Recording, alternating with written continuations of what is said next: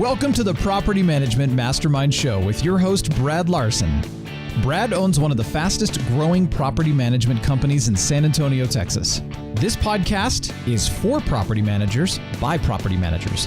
You'll hear from industry-leading professionals on best practices, new ideas, success stories, and lessons learned. This is your opportunity to learn about the latest industry buzz surrounding property management, as well as tips and strategies to improve your business. Now here's your host, Brad Larson. Hello everyone, this is Brad Larson, host of the Property Management Mastermind podcast. To see a complete list of the offers and discounts we have worked to provide, visit our website at propertymanagementmastermind.com. In there you will find additional discounts from Tenant Turner, Citizen Home Solutions, PMW websites, and several others. Also be sure to check out our Seminar and Conferences tab, where we highlight different conferences going around the country, business and property management related. Lastly, be sure to seek out the Facebook group we have started and become a member. In that group, the PM community at large, to include vendors, are welcome to join. Hello everyone, we wanted to offer you a brief introduction to our newest product on the propertymanagementmastermind.com site. It's called the Business Development Toolkit. In 2017, RentWerx organically grew by over 360 plus homes. In 2018, we are on pace to grow another 500 homes. All of this has been without any acquisitions, by going out to meet the people and earn the business one at a time. This toolkit will provide you all the marketing materials, business development scripts, and follow-up plans in a format you can modify and use. The biggest part of this toolkit is we give you the Lead Simple follow-up plan. Now, using Lead Simple as your contact resource management platform, combined with implementing our follow-up plan, will give you a launching pad to build your business. This was over 2 years in the making, pulling bits and pieces from the best companies in the industry. It comes with a 100% money-back guarantee if you are not completely satisfied with this product. Check out our site at propertymanagementmastermind.com to learn more about this new business development toolkit. Hey everyone, thanks for joining us. So today's episode, we have Sean Morrissey coming at us from Chicago. I got him on the line, and he's going to be talking about using the property management platform to invest in your own properties. Kind of a concept that's been around for a long, long time. However, he does have a little bit more insight on it because his ratio of homes he owns is very equivalent to what he manages, and he built the two going hand in hand. They were built together. And so oftentimes that's a different take on things. We all want to do that, but sometimes we get caught in the weeds a bit too much. And he offers a couple good perspectives on that, and also the Chicagoland market as well. So great interview with Sean. Let's get to it. And welcome everybody to another episode of the Property Management Mastermind. I am your host, Brad Larson. And today's guest, I have Sean Morrissey, and he is out of the Chicagoland Realty Group.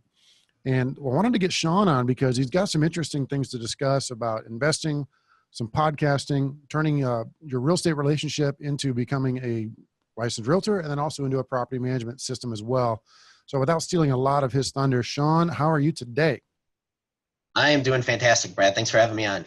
Appreciate you coming on, because I think we're going to have a good conversation. I actually had to cut you off a couple times in the pre-show because we started going on that tangent. I'm like, whoa, hang on. We got all this stuff for the episode to bring up.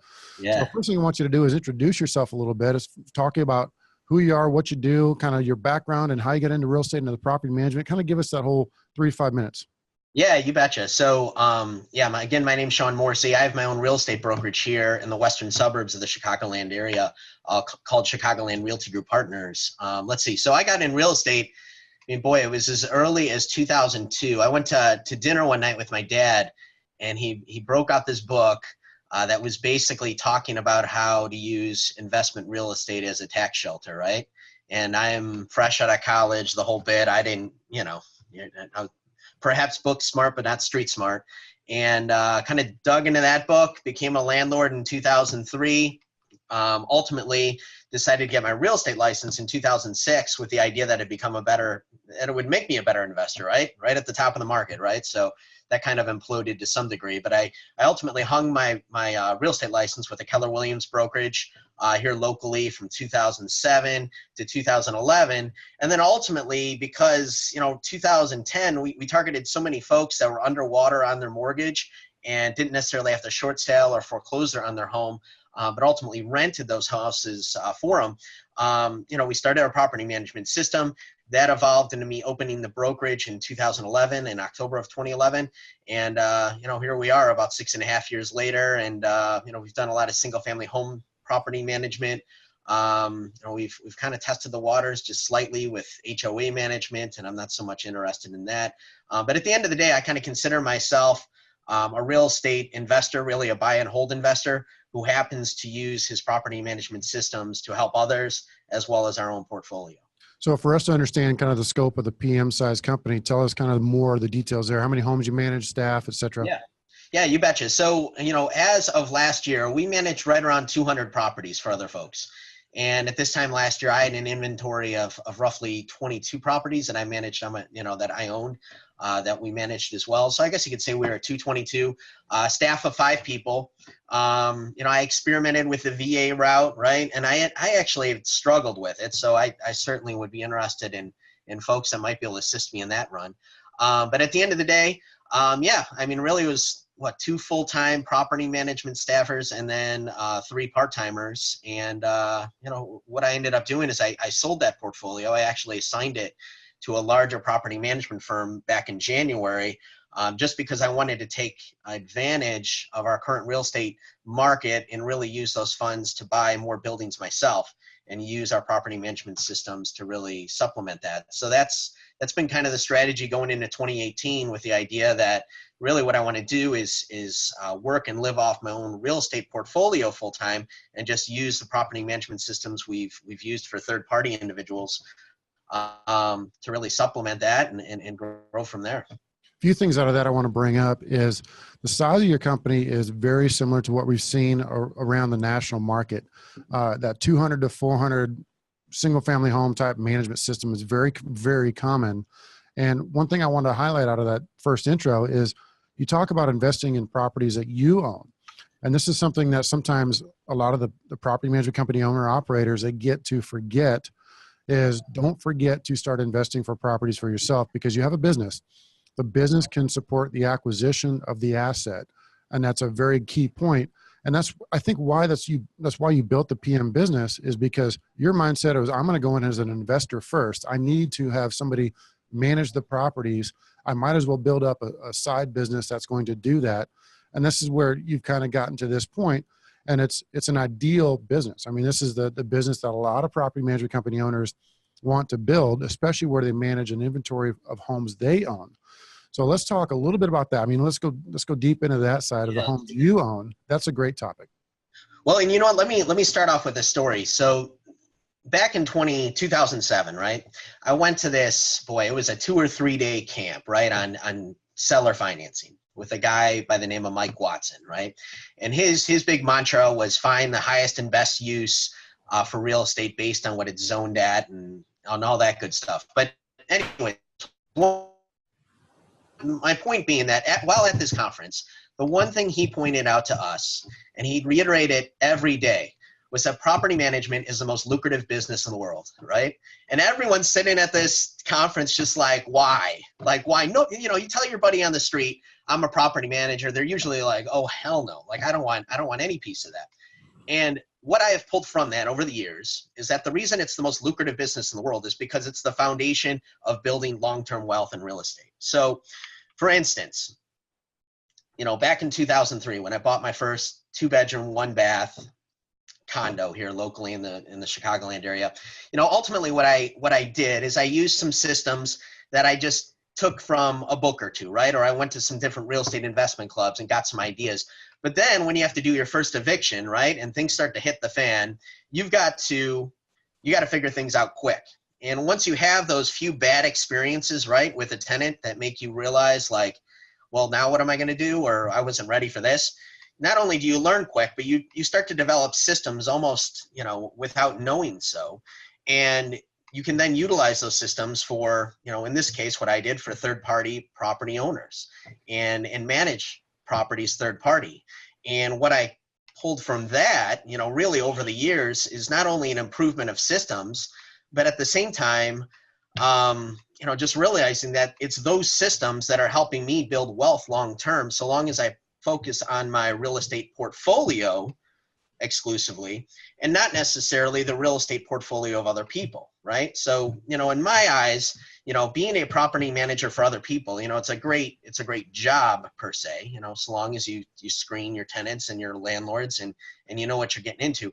But in the long run, you've got to take those systems and you've got to incorporate them into building your own real estate investment portfolio. And what I mean by that really is a buy and hold portfolio, because in the long run, that's how wealth is created in this country, at least in my eyes, is you just rent and hold, and find a means to improve the property and the value in the long run, and you'll be all right. As a marketing point of difference, are you able to tell the owners that you're drinking your own Kool-Aid? You're telling them that, hey, not only am I offering you these services, but my homes that I own and run, they're all inside of this management system that I've built. So we're all doing the same thing. And we do that here. So the management properties, or excuse me, the homes that we have, that we own, there's only a handful. We're not, big time investors. We're getting there. We want to be there. We're ready for the next downturn. That's a whole other conversation. Yep. The homes that we own now are in our management system. Are you able to tell the owners that yourself? Yes. I mean, we have done that. I have done that, where I'll say, all right, well, listen, this mom and pop shop down the street, they offer these property management services, but, do they actually own investment property themselves? Have they been a landlord on their own property for only, over 15 years? And, it's kind of up to the, that particular third party client in regards to how they take that. I do think it carries some weight. I tend to think it should carry more weight, but, it all comes down to the individual, I suppose. I like it. At least you can say we're a doctor practicing medicine on ourselves. You can always say that. Yeah, there you go. That's a good way to put it. Yeah. So I do want to talk a little bit more on the investing side. So let's talk about the acquisition of your investments. Anything you want to dive into there, because every home has a story, right? How did you find this home, and how did you buy it, and what were the terms, and what were this, and did you do anything creative? Was it creatively financed? I mean, give us a couple good things on how you acquired those units that you own. Yeah, you betcha. I mean, for so many years, the properties that I had bought were pretty, it was a good deal. It was on the MLS, right? Or it was a good deal. It was a foreclosure. But as our local sale market is really taking off, right? Just like so many other areas of the country, it does take either an eye for a good deal, to find that good deal, or to your point, wait until the market hits a little bubble there and try to pick some stuff up when we've got a little downturn. Having said all that, what we have done over the past year, in fact, we started this up last August, is we started up a postcard campaign, right? And here we go. I got one of the postcards right in front of me here. Yeah, that basically says, we want to buy your multifamily building, right? It's that the name, phone number, website to go to. On the back, it gives you some details in regards to who we are and what we're interested in doing. But this little campaign it's done all right. It's not a slam dunk, but we did acquire a 16-unit building back in March due to that postcard. I ended up getting a call from a landlord, and it was, if you don't mind, I'll go into that situation in a little more detail, because it's kind of fun. So got a call from a landlord that owned the 16-unit building in October, right? And ultimately what he wanted to do was he wanted to purchase some retail space in the city of Chicago and sell this building. In turn, what he was doing is doing a 1031 exchange. Now, knowing that information as the buyer was actually pretty powerful, because, if you know anything about 1031 exchange, is you have to meet certain timelines in order to conduct that 1031 exchange. So I knew that time was not on his side. And because time was not on his side, I would give him terms, right? But in turn, he would have to give me price. So, we use that to our advantage, because at the end of the day, you're going to get price or terms. You're not going to get both. So, ultimately we bought the property at roughly a 10.67% capitalization rate. Rents in that particular building are lower than they are in our market. So we're working on getting those rents up, working on some capital expenditures into the property. And then, the game plan is really 12 months from now, go back to our bank and say, all right, here's where we were, here's where we are. It's on these numbers, can we pull out a line of cash out refi, and now we'll just go do it again with another building. So that particular building was a lot of fun because of the 1031 exchange in the way. Another ad that wasn't tied to this postcard campaign, but we had and this is going to be beneficial for all the listeners, frankly. We had a client last summer, group of 5 radiologists. that ultimately, Sean, can you manage our buildings? And at that time, they had 45 units. I could tell after speaking with them on an afternoon that they weren't for the long, frustrated by the fact that their property management company wasn't treating them well. And at the end of the day, they didn't go with our services. I kept in touch with those guys, and what has come from that is we actually have under contract with them, effective, we put this under contract in April, a 6-unit building. Ultimately, it's an off-market deal just by keeping in touch with the clients, right? So, the point of value there is that, each of us has this list of clients that either they went with our services or they didn't, but we've got them in our database. And, our goal this year is to go through that list, at least over the past, the contacts from over the last 24 months, and reach out to them and say, hey, listen, we've got the capital, we've got the means to put together these deals. Do you want to sell your building? Do you want to sell your property? Do you want to think outside of just having a third-party property manager manage your property and perhaps come in as a partner or, simply sell? And, it's those types of opportunities that we're looking for nowadays, because finding something on the MLS is, by that point, it's already too late this day and age, right? Right. If it hits the MLS, it's probably too late for the management company owners out there. I mean, let's not forget the easiest thing that you can find is the listings inside your inventory. The homes that you manage right now, when that seller for some reason just says, I want to sell, well, the first thing you as the business owner should be doing is like, well, maybe I want to buy it. And if you're going to list it at 200 retail, well, I can buy it from you for 185. We'll throw out the commissions. We'll throw out any maintenance. There's no downtime off the market. I know exactly what I'm getting into. I can have you closed in 3 to 4 weeks. Even with financing, you can do it in 5 or 6 weeks. So those things you should be looking at your inventory first when you start getting ready to acquire assets. And the other thing there is don't hesitate. I mean, we'll do it next year when we're in a better position. We'll do it the year after that once we have a little bit of savings, and we're guilty of that too. We're not, we're not sitting on a block of 500 homes. Let's say that's always the limiting factor, and internally is that we're always pushing it towards the next year. Oh, we're going to get better next year, and then we'll have a little bit more down payment, and we can start buying more homes. And I wish we could buy more homes. I mean, obviously, there's ways to do that. We also do look at third options, and we have a program set up, and you and I can talk about it. It's nothing original, let's say, but it's basically a third option where we can do a wrap agreement. So we can take a home that an owner owns and we manage it, for example. We can wrap that loan into a new loan and buy them out. And of course, we make payments directly to them. Some would call that a technique of master leasing, but essentially, the deed is transferred to our name. So we own that property, and then we manage it and we rent it out, and just like going at it before, and that costs us, a couple grand out of pocket. There's no down payment. We're just taking over the payments, let's say, but the owner gets what they want because we're bailing them out. We're getting them out of that property. And then, you might tie in a balloon payment there. Like that's what we've been doing recently is you get to do a wrap, and then you're going to do like a 4-year or 5-year balloon payment to where you're going to refinance that home within 4 to 5 years, refinance out of that wrap, and then start over from the beginning. The BRRRR technique is also a good one. The folks that listen to Bigger Pockets and follow that stuff, you buy, you rehab, you renovate, you rent, and you refinance and you repeat. The BRRRR technique, just getting to that point of buying it and all that other stuff. So point of all that babble is look into your inventory first, and don't look past the homes that you're managing. And here's the thing that's a fine line. You don't necessarily want to go advertise to those owners that you manage. Say, hey, we buy your home. We'll buy your home. We'll buy your home.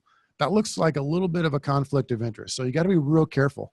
I wouldn't advertise that necessarily, but keep your radar up. So when an owner says, hey, I'm looking to sell, I'm going to sell probably 6 months from now when the tenant vacates, that's where you got to take action and say, all right, look, before you go on the open market and list with some realtor that, that you have a relationship with from before, let's talk about us buying that home from you before you get to that point of selling, because then there's no commissions, there's no holding costs, there's no vacancy. I mean, all those good things could come into that. So in acquiring the asset, you got to pay attention first. You got to be ready to take action and not think inside the box. Think, how do we make this a win-win for both of us, and potentially come in with some different terms. Well, do you mind if I pull up 2 points I was thinking there while you were speaking. The first of which is, to your point of, don't actively list, don't actively market to your, landlords, your third-party clients, and say, hey, we're going to buy your home as well, but keep your radar up. I love that point. Having said all that, one of the advantages in doing that are, you've been the manager of that property for who knows how long. Now you know what's wrong with the property already. And not to say you're going to exploit that through the course of the transaction, but it's going to play to your benefit, right? So that's point number one. Point number two, and I came across this back in 2013 when I was finally 2 years in business with my S Corp, right? And I should point out I have an S Corp for my property management business. But what I did is I went to the local banks and I said, all right, I've got this business. It's now 2 years seasoned, right? Because less than 2 years, you have to get SBA financing, and sometimes the terms on that aren't very good. But ultimately, I went to our local JP Morgan Chase Bank. I went to our local, US Bank, and I said, all right, can you give me a business line of credit that would basically be reflective of, what our tax return numbers have been the last couple of years? And then every year after tax time, I'll take the tax return and go back to the bank, and see if any of those terms can change. So, over the course of time, we've been fortunate enough to get like $100,000, line of credit. Right now we currently have it with US Bank. They're actually pretty friendly with real estate related service businesses. So they might be a good place to start. But now you can use that particular line to, not only leverage, maybe your property management systems, but at the end of the day, perhaps your real estate investment portfolio. At least that's what we've done. So that's been a very helpful tool. And, and using that per method would be. If I may, let's talk into that line of credit. So I need your help here. I need your advice or your expertise. So you've done the line of credit with that bank. And does that give you kind of like the check to write? So if you find the smoking deal and you need 20%, and you need 20 grand right now or 40 grand or whatever, you can write it off that line of credit. At what point do you look to refinance and pull that money out? Well, I'll tell you what, the perfect scenario is this, right? So what I used it for, and we're going back to 2014, right, is, in particular markets here locally at that time, I could buy a 2-bedroom condo out of that line of credit in cash for $45,000, right? So buy it in cash, $45,000, you close on it, and you got to do a little bit of searching, but this day and age, the banks have gotten pretty loose. And now you take that cash purchase and you got to get that money back in your pocket, right? So typically you can go to any local bank and say, all right, based on what I bought this for, what kind of cash out refi can you give me? Now, I have a bank here locally that will do a 70% loan to value cash out refi based on the appraised value. Now, a lot of banks will like to do a 50 or 70% loan to value refi within 6 months of purchase. They'll like to do a 50 to 70% off the purchase price itself. Well, that's not going to do you a whole lot of good because, 50% on a $45,000 purchase, you're like, nah, but 70% on now an appraised value, $80,000.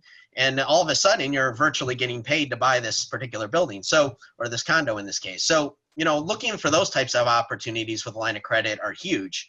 Other than that, using it as a down payment, so long as you can float the expense of that line of credit, because your interest rate is, this day and age is probably going to be anywhere from 7 to 10%, depending on the bank. That could make sense. But in the long run, to your point, Brad, looking for properties that fall within that BRRRR category, right? The buy, rehab, refinance, repeat model is really what you want to do. And if you could do that and incorporate your property management systems, in the long run, you're going to build wealth, really in 4 different ways. The first is going to be the appreciation of the property. The second is going to be the principal pay down of that mortgage. The third is going to be, the cash flow from the rents you're going to receive. And then the fourth is going to be the tax benefits, right? And if you look at your property management business, really in my eyes, maybe there's some tax benefits, but really you're just getting cash flow off those management fees. So in my eyes, by having that investment portfolio, you're building wealth in more ways with just one product. And in the same time, again, incorporating that property management system to do so. So, this is something every property manager should be doing. It's, to me, a no-brainer. Totally agree. And so in switching gears, let's talk about the Chicago market in itself, because I brought this up in the pre-show and you had some great points. And I said, oh, hang on, let's save this. So in the Chicago market, I bring it up because it's turning it more into like a California market or a New York market. And this is just my perception. You're going to probably beat me up and say this is completely false, but I'm just bringing it up what other people's perception is. to where I just saw something the other day where they passed another 1% tax hike on the state of Illinois. And so Chicago is going to be affected by that.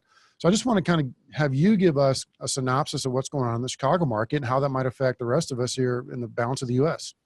Yeah, so the city of Chicago proper, right? It is a tenant-friendly city, and for that reason, I tend to hold my holdings, outside of the city of Chicago itself.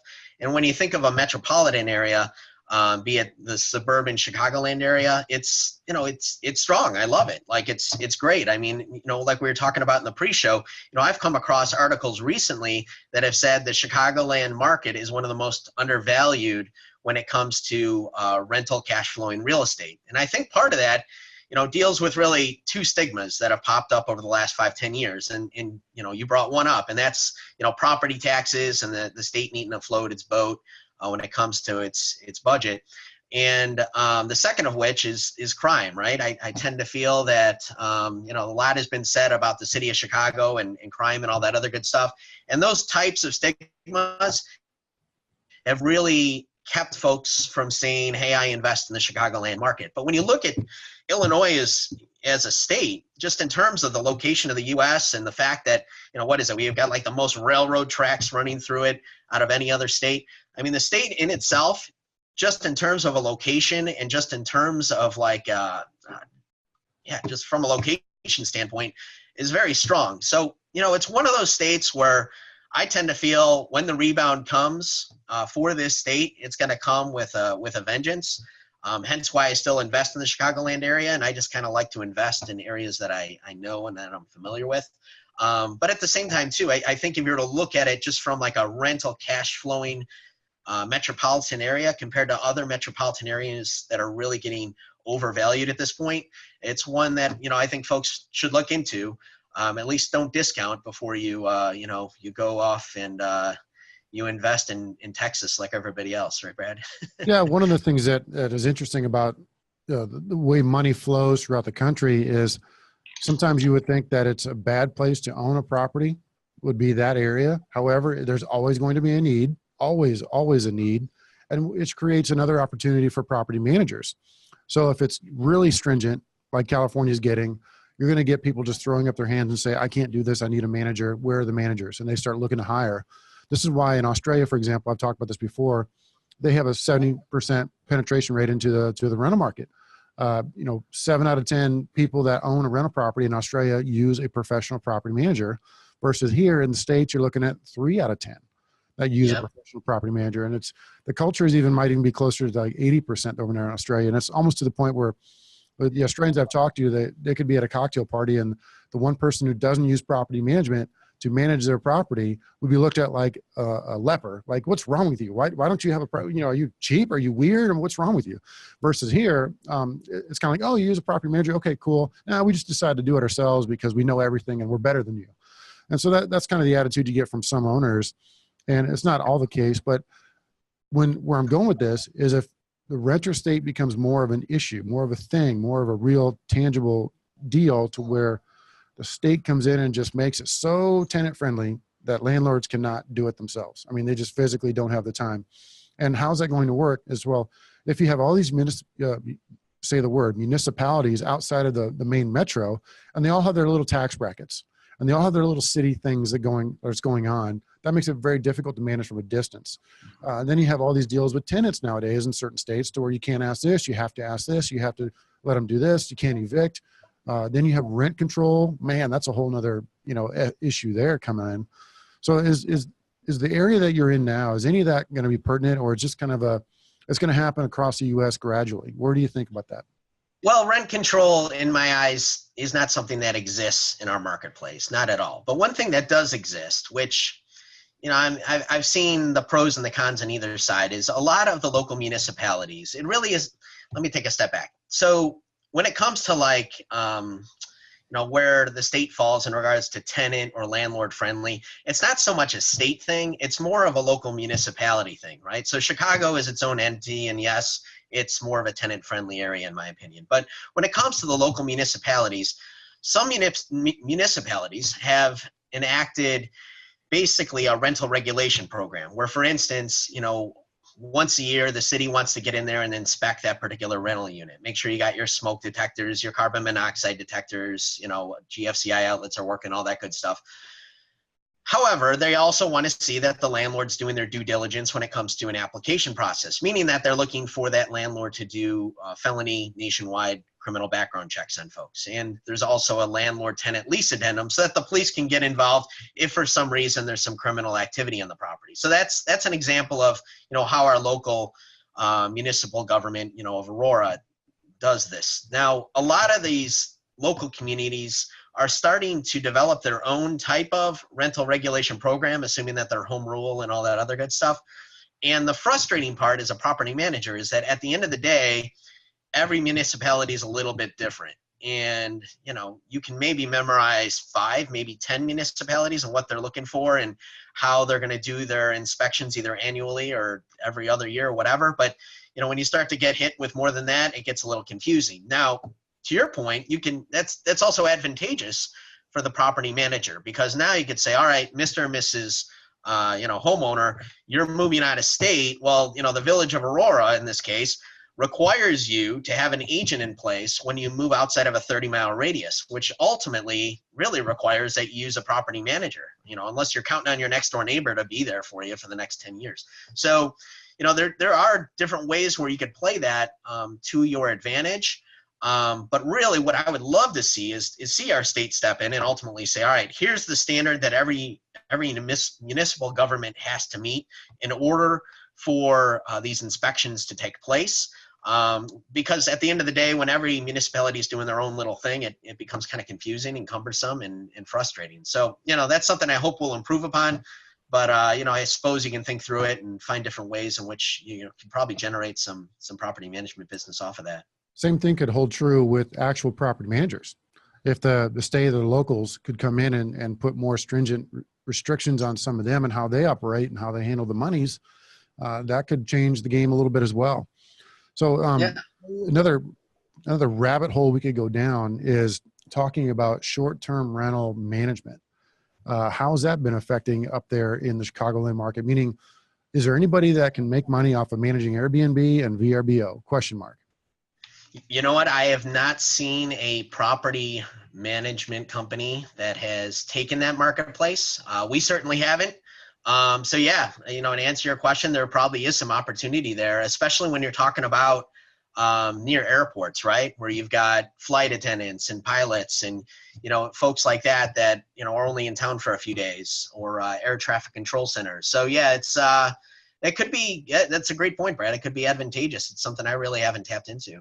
Yeah, we've looked into it pretty deep, and they're charging anywhere from 25 to 35% to manage short-term rentals. But you can imagine the turnover and the amount of effort is just obviously going to be 4 or 5 times what you got to put out for a regular rental property, because you put it in a single-family home, 12-month lease agreement. You get it rented, and it's almost set and forget. Yeah, you maintain it, you collect rent, all that stuff, but as far as major actions, it's not going to happen. Nothing's going to happen for another 10, 11 months where you do an inspection and another lease.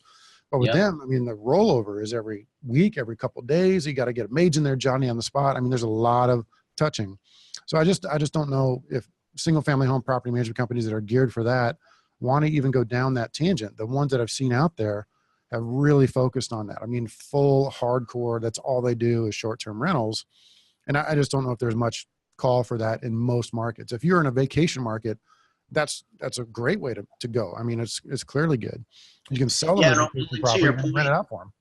Yeah. And to your point with that turnover, I would think, unless you're getting 20, 25% as a fee, your margins are going to be pretty thin. So it's got to be, you really got to make sure you got a solid system in place before you jump into that.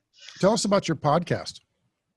Yeah. So I host a podcast called Landlording for Life. And really our target market is folks that are really just getting involved in the game of landlording, right? So either you're thinking about getting into investment rental real estate, or maybe you own a handful of properties and you're looking to scale up. So really what we do is we try to host it weekly, where at the end of the day, we're providing value to the listener in the form of, either different ways you can, finance properties, maintain properties. We've had accountants on there talking about, tax advantages or changes, things of that nature. So, it's one of those where it's, I'm sure like you've experienced, Brad, you learn so much as the host just by talking to people that it becomes a really, it becomes a fun thing and really a learning experience for the host and you hope for the listeners as well. So tell us about how we can find out more about that podcast. Yeah, so you can go to landlordingforlife.com. So it's landlording and then FORLIFE.com. If any of the listeners on this podcast, because there's so many great property managers out there, if you want to be on our podcast, you can register right on the site, because I'm always looking to talk to new folks that have a new way to, benefit landlords, or, perhaps provide a property management system to a landlord that they haven't seen before. So, go to landlordingforlife.com. You'll see all the episodes on there, all the great things we're doing. That'd be a good way to pitch your local market. True. Yeah. I mean, it's one of those where I've really tried to target our podcast with, local real estate investment groups and post on their Facebook pages and all that other good stuff. And it's been beneficial. But really, at the end of the day, it's one of those things where, being a landlord is a nationwide or worldwide thing. It's just, how it changes in each market is really the variance and the ordinances and all that other good stuff. But yeah, it's one of those things where I hope to take the podcast really and embed it in our local market with the idea that we become really the experts when it comes to assisting landlords either with property management or just helping them get off their ground and building their own real estate portfolio. That's the genius content. That's what I think everybody could be looking at is instead of the YouTube videos, instead of the talking head Facebook stuff, the stupid cat videos you see out there. Yeah. Podcasting is, it's a presentation I did at the NARP and Broker Owner was to talk about podcasting. What we're doing here at the show is a national level thing for kind of the industry. But I also think podcasting down to the local level is extremely smart because it gives you an opportunity to meet those local experts and then become the person that's putting out the content that Google and all the search engines really like. That it's custom, it's now, it's current, and it's something that people can use. So Sean, I want to thank you for coming on the show. This has been an excellent episode. Learned a lot. Love what you got going on. Real quick, tell us again how to find that podcast. Yeah, so go to landlordingforlife.com. You'll see there you can either register at the top of the page or, even if you don't want to be on the podcast and you just want to chat, just click on that link and I'll reach out to you and we'll see where you're at and see what we could do to help out or, perhaps you could help us out at the long run. But all our episodes are on there. It's actually part of our brokerage website, so you can see all the great stuff we're doing. And just build a relationship from there. So that'd be great. Awesome. Thanks, Sean. Appreciate you coming on. Yeah, thanks for having me, Brad.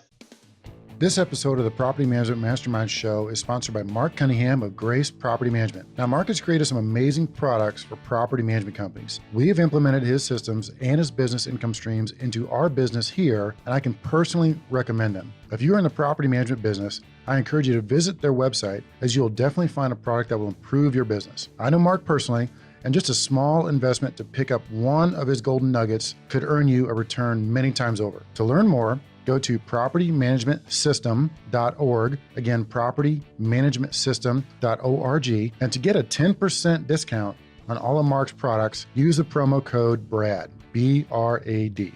This has been a podcast episode by PropertyManagementProductions.com. Be sure to subscribe to our podcast, leave us feedback, and come back for our next episode.